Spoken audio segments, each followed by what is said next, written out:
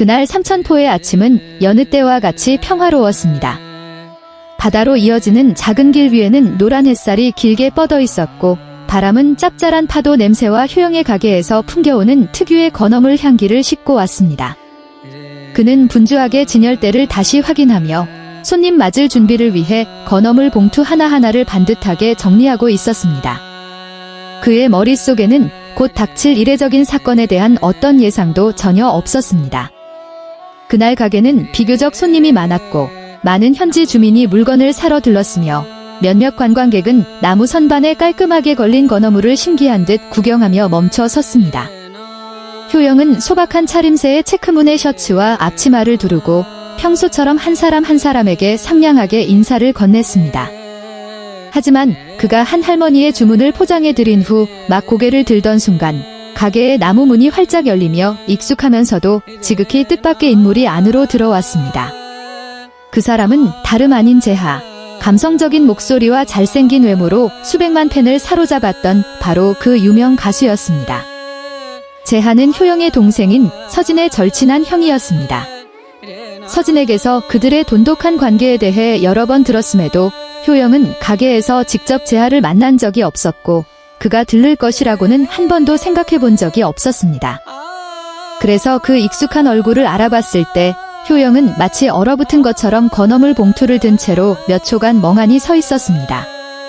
잠시 당황스러움이 스쳐 지나간 뒤 그는 거의 말이 되지 않는 한마디를 내뱉었습니다. 재하씨. 그의 목소리는 놀라움과 약간의 떨림이 섞여 있었는데 그의 등장이 너무나 갑작스럽고 예고가 없었기 때문이었습니다. 재하는 미소를 지으며 친근함이 가득한 눈빛으로 카운터 가까이 다가왔습니다.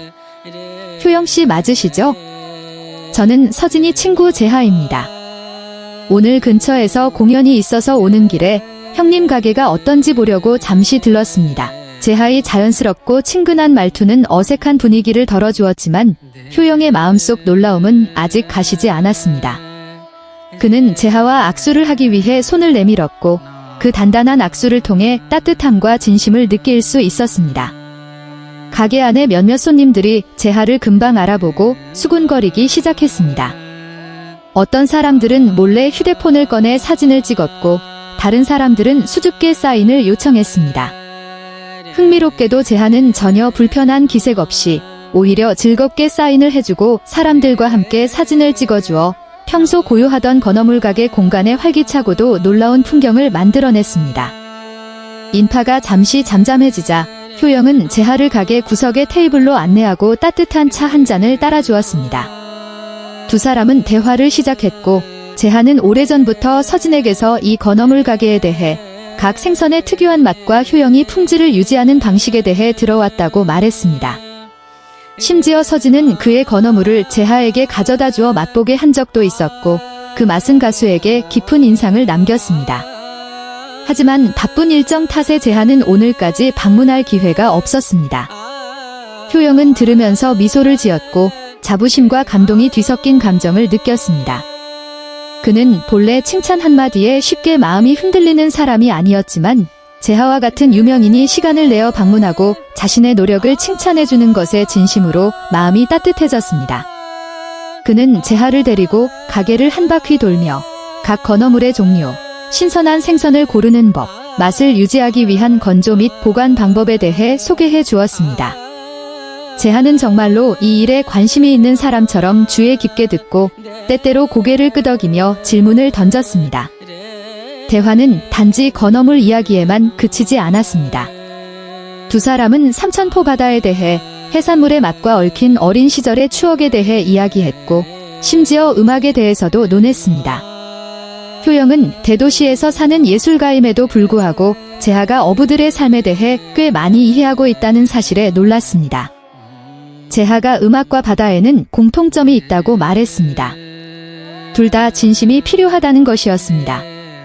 그 말은 효영으로 하여금 조용히 고개를 끄덕이게 했고 이 특별한 손님과 자신 사이에 기묘한 유대감을 느끼게 했습니다. 떠나기 전 재하는 몇 가지 건어물을 샀고 스태프와 서진에게 선물로 가져다주고 싶다고 말했습니다.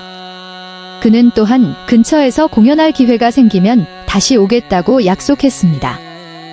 효영은 재하를 문 밖까지 배웅했고 여전히 벅찬 감정을 가라앉히지 못했습니다.